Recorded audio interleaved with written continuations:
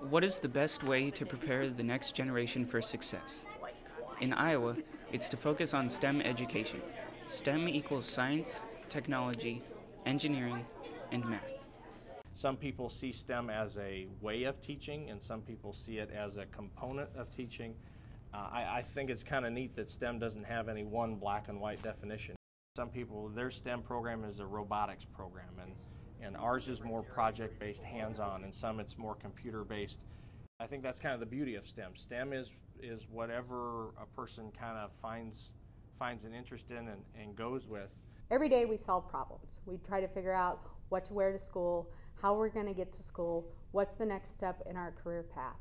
As high school students go through their day, they may not be thinking as long range. So by pushing them through the STEM process, we start transferring their learning to job opportunities for the future. At this point, the reason why we have the Governor's STEM Initiative in Iowa is because we can't find enough qualified workers.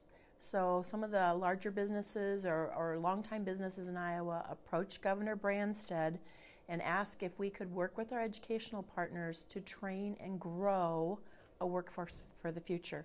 So that's why we're now seeing it in the state as a preschool through college initiative. My class is rather unique. We implement STEM in that the course is called STEM. So everything we do is a project. It's all project-based. Currently, the 6th graders are working on jet cars. The 7th graders are working on mechanized cars, and the 8th graders are working on gravity cruisers. I'm happy to say this is one of those classes kids are excited to come to. They're engaged, they're active.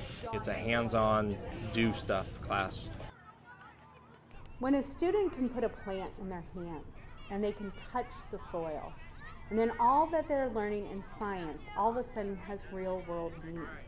It's not a concept in a book, it's not a picture they see, it's something they can watch grow over a continuum and actually harvest a fruit.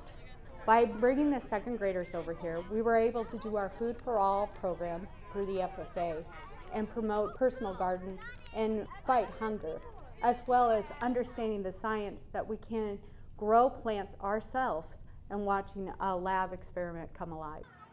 For me, I think it's exciting that we can offer kids an exposure to these things that some of them didn't even know they had a talent in or an interest in, and all of a sudden they're like, wow, I like doing that, and I'm good at it, and off we can go. I think one of the greatest value that STEM has for Iowa educators, students, and employers is we are going to have a workforce in the future that understands how to apply technology to complex problems. Iowa allocates over $5 million a year to STEM education.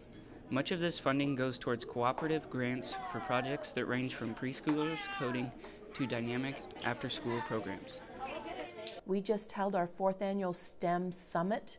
We had representatives from 9 other states in the United States there trying to learn about our model, and they want to replicate it in other states in the nation.